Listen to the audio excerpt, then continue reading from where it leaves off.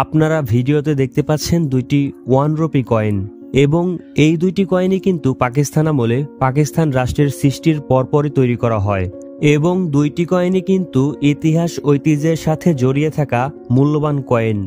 কিন্তু এই কয়েন দুটির মধ্যে একটি রয়েছে রেয়ার কয়েন, যেটি অন্যটির থেকে বেশি মূল্যবান হয়ে থাকে।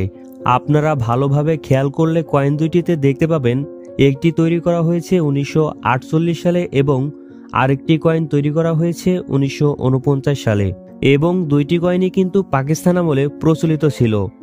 আপনারা জেনে থাকবেন পাকিস্তান রাষ্ট্র কিন্তু 15ই আগস্ট 1947 সালে সৃষ্টি হয় এবং তার 1 বছর পর এবং 2 বছর পর এই কয়েন দুইটি তৈরি করা হয়। প্রিয় ভিউয়ার্স, আপনারা এই ছোট্ট সম্পূর্ণ ভিডিও থেকে জানতে পারবেন কোন কয়েনটি রেয়ার এবং অন্যটির থেকে বেশি মূল্যবান এবং আরও জানতে পারবেন কয়েনটি কিভাবে খুব সহজেই বিক্রি করবেন। তাই ভিডিওটি কেউ না টেনে সম্পূর্ণ ভিডিওটি দেখার অনুরোধ রইল। অনুগ্রহ করে ভিডিওটি টেনে দেখবেন না, তাহলে কিন্তু অনেক গুরুত্বপূর্ণ বিষয় অজানা থেকে যাবে। তো চলুন জেনে আসি কোনটি রেয়ার কয়েন এবং কিভাবে বিক্রি করবেন।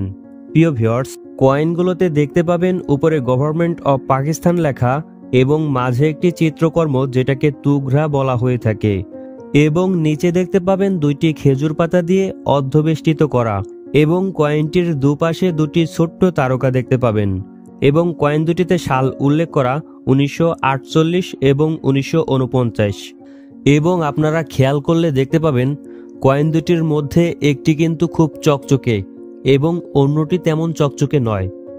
যাই হোক, কয়েনটির অপর পাশে দেখবেন উপরে উর্দুতে 1 রুপি লেখা এবং নিচে ইংরেজিতে 1 রুপি লেখা এবং মাঝে অর্ধচন্দ্র এবং তারা এবং নিচে খেজুর পাতা দ্বারা বেষ্টিত করা।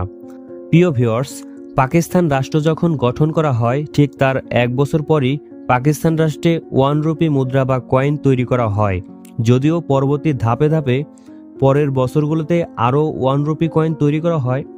কিন্তু 1948 সালে অর্থাৎ পাকিস্তান রাষ্ট্রের সৃষ্টির 1 বছর পর ভিডিওতে দেখানো এই কয়েনগুলো তৈরি করা হয় এবং এই কয়েনগুলো খুব অল্প সংখ্যক তৈরি করা হয় এবং এই কয়েনগুলো পাকিস্তান রাষ্ট্রের সূচনার সাথে জড়িত বা বলতে পারেন তৎকালীন নবীন রাষ্ট্রের একটি অমূল্য স্মৃতি। সেই কারণেই কয়েনগুলো রেয়ার এবং বাকি কয়েনগুলোর থেকে বেশি মূল্যবান হয়ে থাকে।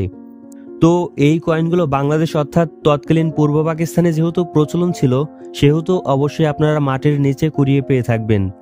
তো কয়েনগুলো খুব সহজেই ভিডিওতে দেখানো এই ধরনের গ্রুপে অ্যাড হয়ে আপনারা আপনাদের কয়েনগুলো সেল পোস্ট করে বিক্রি করতে পারবেন। এই ধরনের গ্রুপগুলোতে অনেকে আছে যারা পুরাতন কয়েন ক্রয় বিক্রয় করে।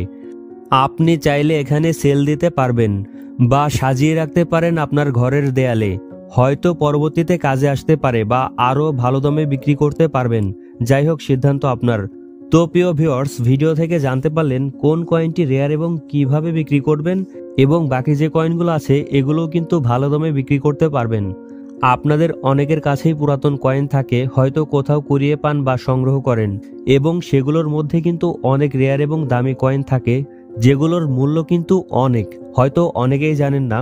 যাই হোক, পুরাতন মূল্যবান কয়েন চিনতে, পুরাতন কয়েন সম্পর্কে জানতে, বিভিন্ন দেশের টাকার মান জানতে আমাদের চ্যানেলটিকে সাবস্ক্রাইব করে রাখুন, যাতে পরবর্তী ভিডিও আপলোড দেওয়ার সাথে সাথে খুব সহজেই পেয়ে যান।